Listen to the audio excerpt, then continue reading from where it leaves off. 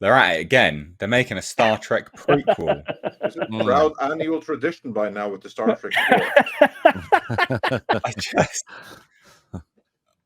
What are they doing? So is this like Enterprise era? No, it's J.J. prequel? Abrams. So I didn't even realize this. I made my video earlier today, and I didn't realize this. But people in the comments, this is why comments are so good to read, corrected me or pointed out a sort of a illogical point to this. Is that this is going to be a prequel to J.J. Abrams' first movie, which will mean it won't be the Kelvin timeline, because that movie made the Kelvin timeline. Actually, here's the thing. So it'll just be normal universe, won't it? I think it was Simon Pegg who came out and said this, or if it was one of the writers of the original Star Trek 2009. Because here's like the thing, right? That this whole thing about Spock time traveling from the original timeline and creating a new universe and stuff like that, that's just like a bullshit creative explanation for the fact that you have two different alternate Star Trek licensees that can never match up and can never be, well, they can, but you can only, they can only monetize. That is still something that they made. But the official canon answer to this, and this is canon, this is something that you have in the comics and everything like that, is that the moment that the Narada went through the wormhole, it didn't just change time from that moment onwards, it changed time from that moment backwards as well, all to the beginning of that universe. So that is their getaway in here. So it's not that history was identical till that point and then it diverged, even though that's what they literally say in the movie. They have since made it canon that no, the entire universe changed since the Big Bang. Well, that's nonsense. It is basically nonsense, that is canon. This movie is going to take place decades before the events of J.J. Abrams' movie. It's going to be with one of the directors of Andor, who also did. So this is his first feature film, but he did actually do the Star Trek inspired episode of Black Mirror, which was the USS Callister, which I think I remember quite liking that one, actually. And he's directed some of the Andor episodes, and they were all, I mean, I liked all of them. I think they all looked good at the very least. They had good direction, regardless of how you think they fit up with Star Wars, kind of irrelevant. And as a director, he proved himself on them anyway. And it's with Seth Grahame-Smith writing. So that, I mean, this is an expansion to the Trek universe as well. I mean, look, ultimately, if they make this for $50 million, that'll be fine. It'll make good money. If they give it a higher budget, 150, $200 million, it'll be a complete failure. I don't have much really to say on it, to be fair. I just think, is this a vehicle to try and bring Chris Hemsworth back? Because they could try. If it's going to be decades before, what can they possibly tell decades before the J.J. Abrams movie? Like, what is it that they're going to be talking about? I mean, this is more your sort of wheelhouse, Andre. So, do you want to? I have not had time to research this, but the stuff that I have heard and kind of seen is that it's going to be like the origins of Starfleet or the Federation.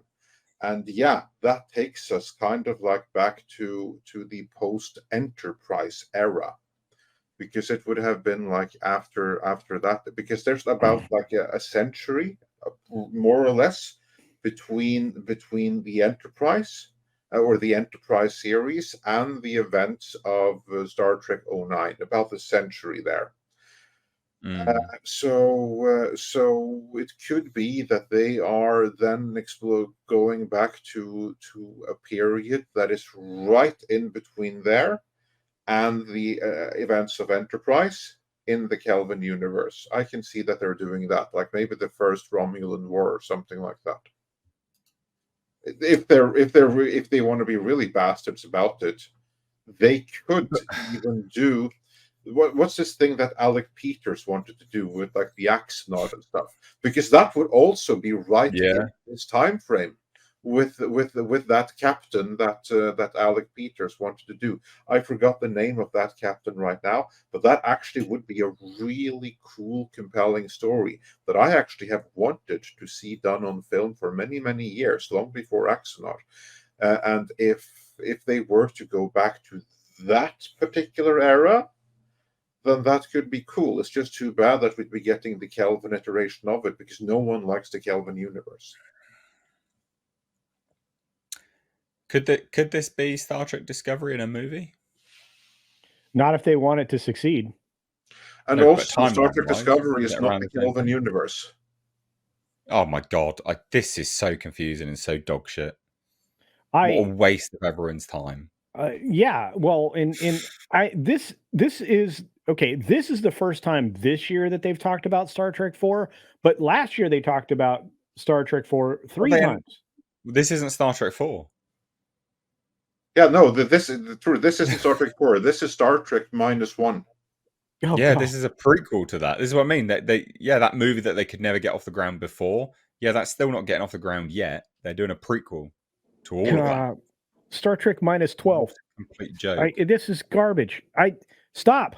Just stop. Yeah. I mean, JJ, I know you're looking for one last payday out of Star Trek, but you suck. Stop. Well, he doesn't care. He just wants his payday. But there's nothing to give him. There's no money to give this guy for this thing. Do you know who's not going to pull the trigger on this bullshit? Skydance or Warner Brothers. They're going to be like, fuck that. Well, Skydance might. Remember, they were the producers of the original J.J. Trek movies. They co-own the Kelvin timeline. So Skydance actually might. They're going to be involved with this either way. Whether or not they end up acquiring Paramount, which they probably will, but even if they don't, Skydance is going to be a co-investor on this movie just because it has that bad robot and Kelvin timeline connection, I would imagine. Skydance likes money.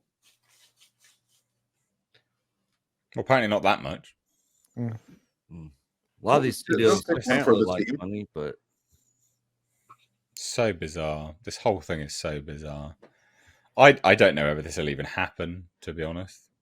No, that's like the thing. Will it happen? Because the others, I mean, this is just like a Lucasfilm announcement, right? It being announced is the first step in it not happening. That's true. Yeah, pretty much. Yeah.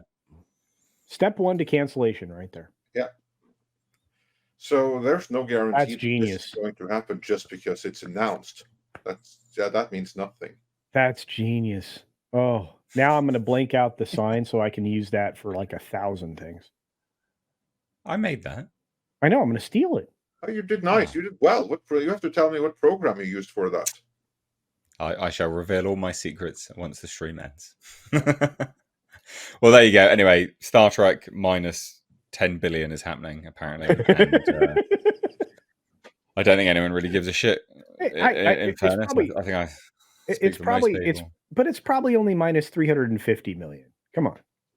Ridiculous. It's just absolutely ridiculous.